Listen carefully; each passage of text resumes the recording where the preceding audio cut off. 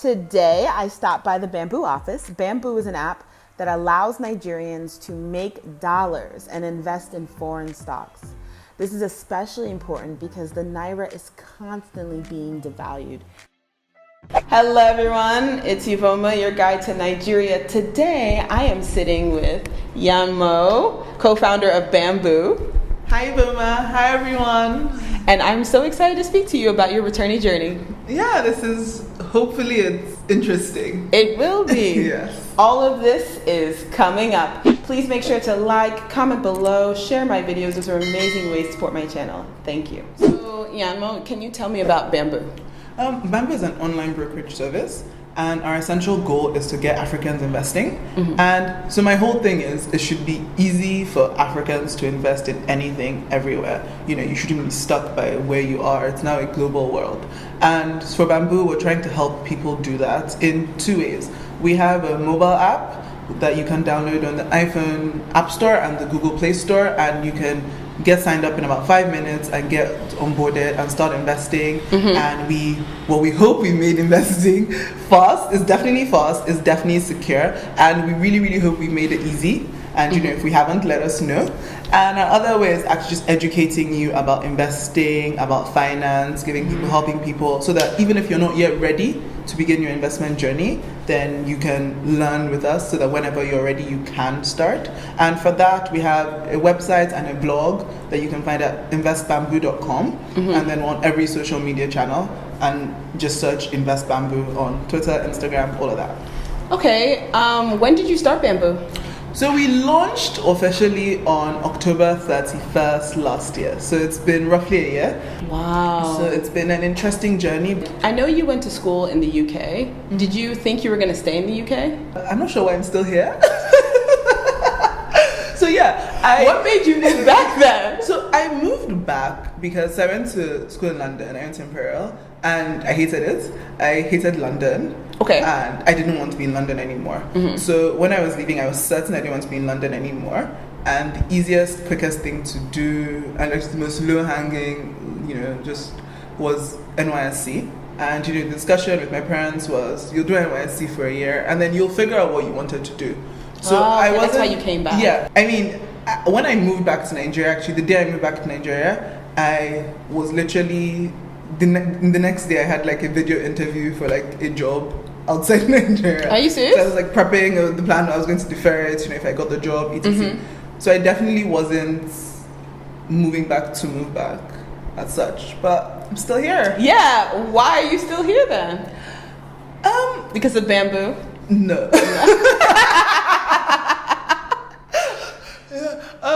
I guess life just worked.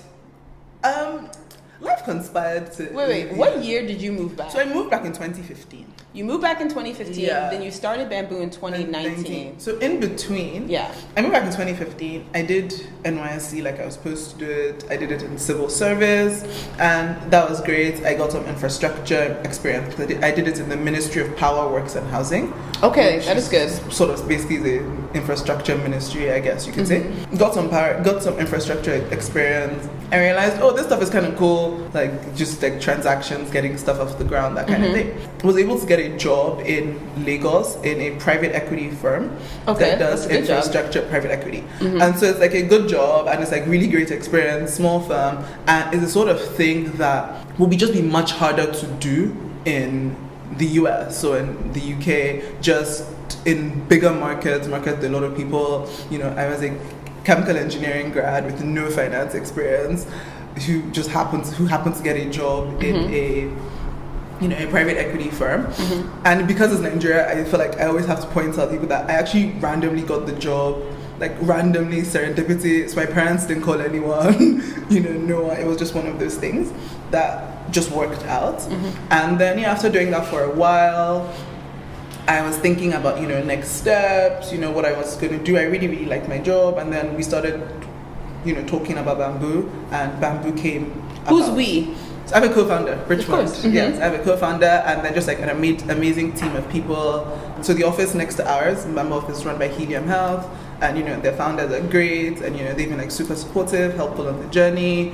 Nicole Yembra at Chrysalis Capital They're like this great advisory firm for Yes. just startups wanting to move into the Africa space or wanting to learn more about Africa, and just companies in general trying to come into Africa. She was also like super helpful and just like thinking through getting this off the ground. So I guess I'd say it's just happened. I think it's the Nigeria story for a lot of people, where it's like you sort of just keep like rolling into different opportunities that are just good enough to keep you here, even though there's at the back of your mind there's always the why am I really here sort of thing. What were the difficulties that you had setting up your business in Lagos? So the biggest difficulty really was a general name, because we do financial service. So I think our biggest difficulty is very, very tailored to the fact that we do financial services. And so that means, and we're trying to do financial services with a US counterparty. So our biggest difficulty was getting them to trust that all Nigerians were not fraudsters, essentially. Wow. So even till now, regulation is our biggest difficulty. Just a lot of our back end, a lot of stuff that we wanted to release has been much slower because of the regulation around anti-money laundering, fraud, just being willing to speak to Nigerians and collect Nigerian people's money is something that is working through.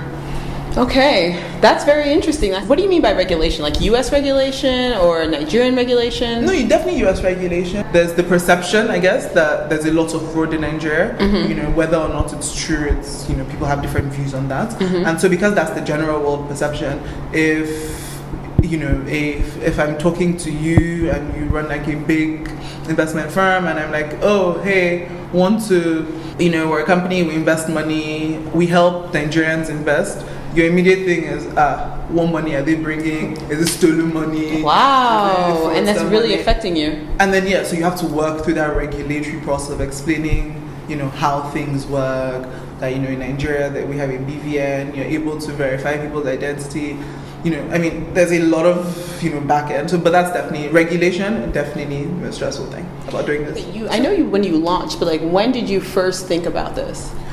The first time I ever thought about it was ages ago. It was probably like 2016, 2017.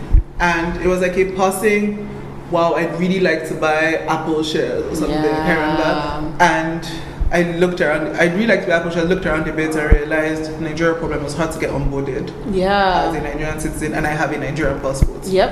And so you just couldn't get onboarded. Most places didn't want your money. Yeah. Because they weren't certain where the money, quote and unquote, came from. Wow. And so I didn't know it was that bad. So that was the first.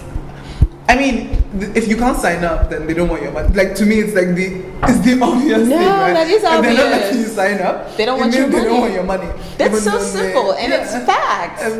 That's how I see it. If you're not letting, you might say different things or working on it or anything, but if you're not letting these group of people sign up, you don't want their money. You just don't want their money. But it was just what it is. So it is what it is. Yeah, it is what it is. So you decided to solve that problem? No, so I didn't.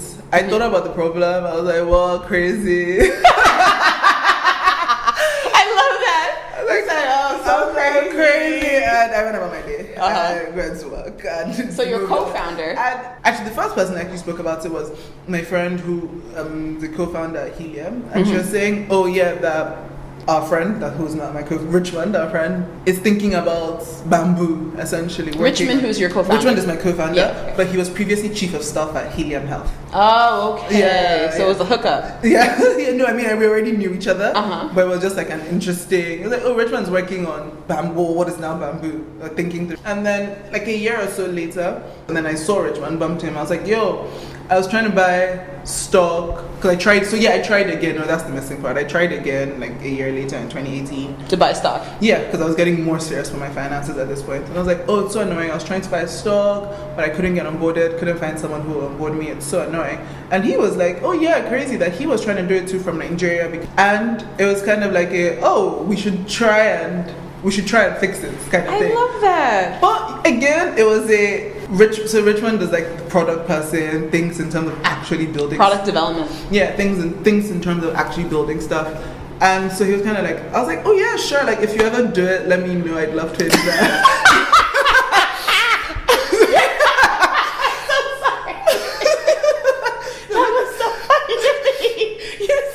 If you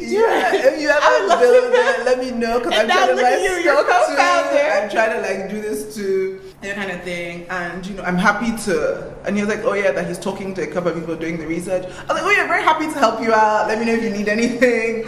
You know, and you know, one thing sort of just like spiraled into another, and then it's like you found your startup partner. Yes, from helps. Like, are we co-founders? I'm like, we are.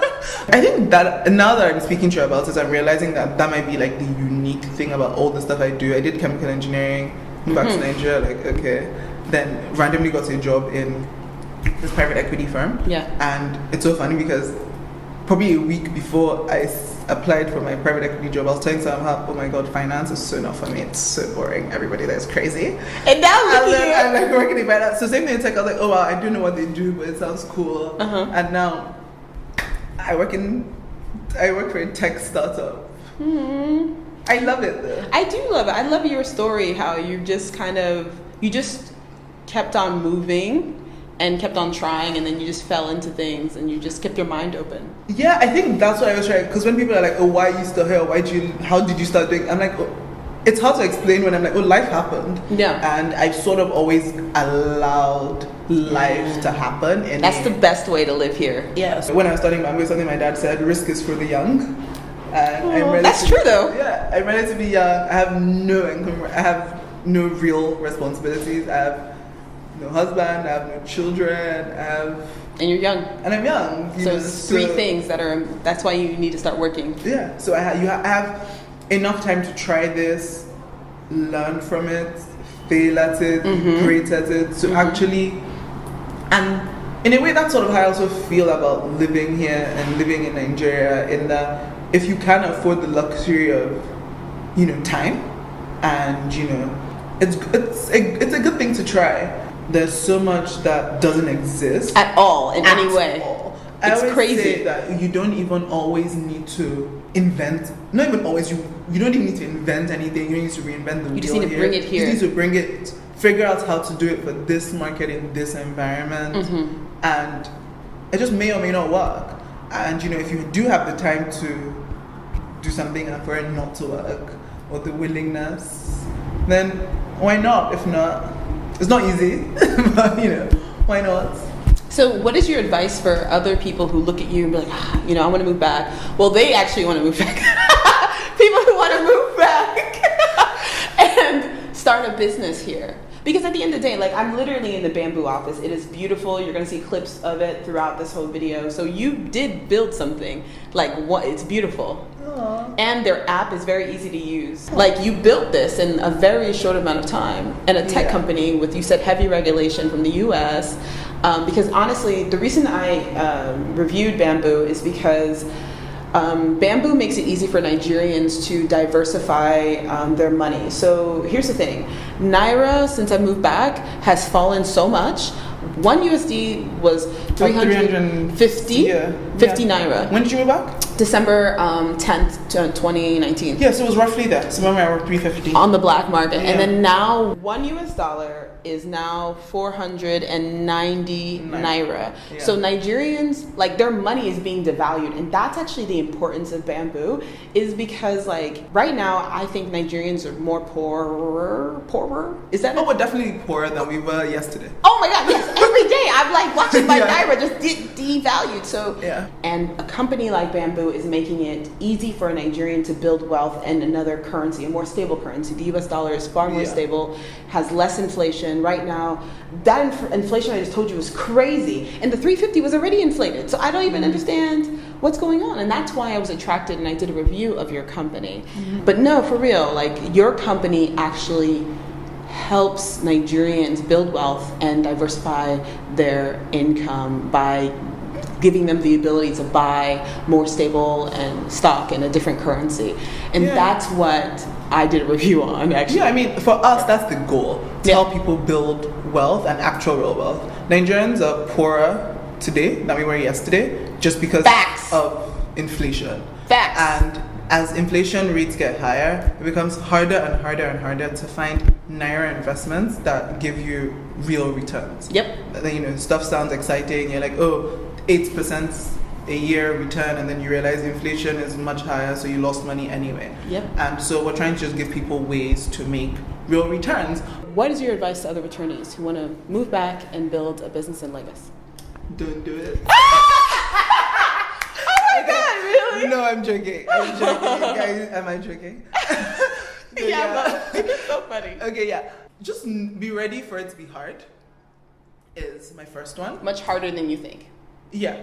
If you've only been back for Christmas or for holiday or for a wedding, just know that living here is nothing like the 2 weeks when you come for Christmas row. Facts. You know, Facts. Christmas, Lagos on 3rd week of January is not dirty December. So I think that's one. And I think real actionable, like actual advice I would say is sort of decide the minimum amount of time you're going to give to trying to live here. Make it like a decision that you decide from the first day you come back, even before you packed your bags, that I'm going to Nigeria and I'm going to stay for at the very least a year, for example.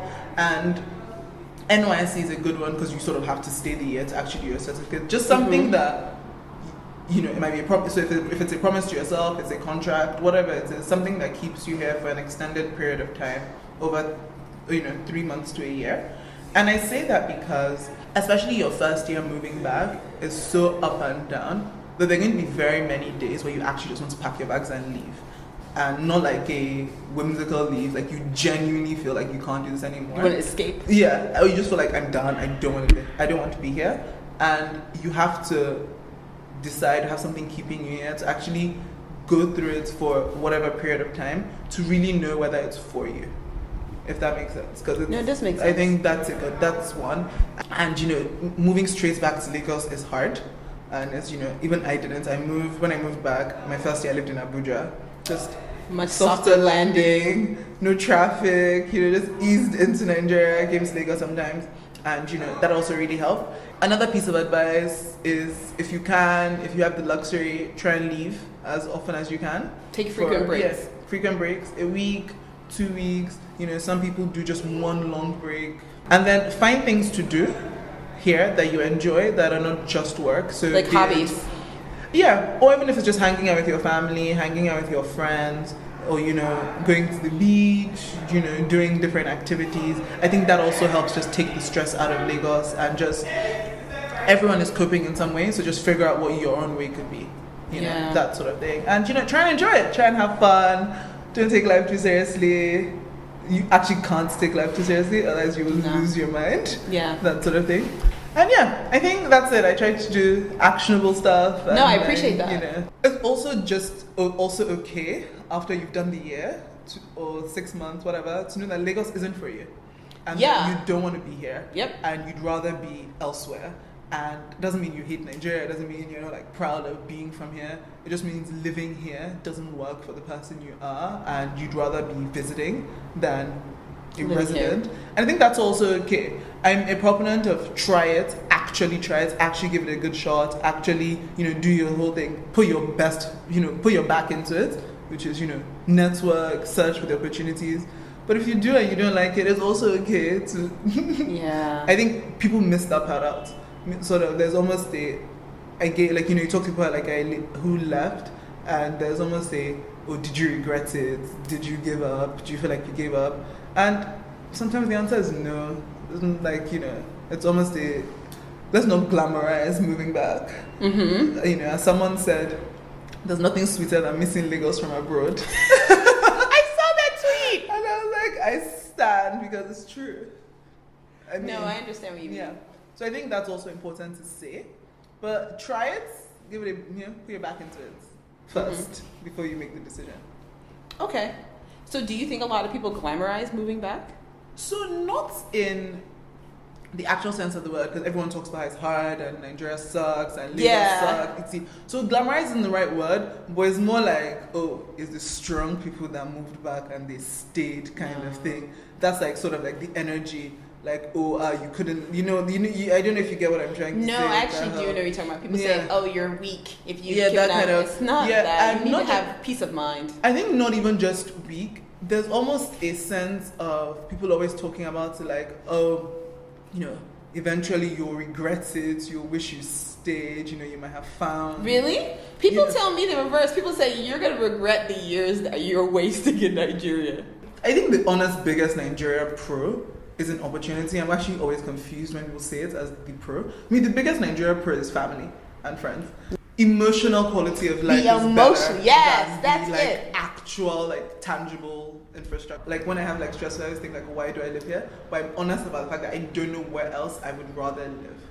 So I don't love. I mean, yeah, definitely not the US.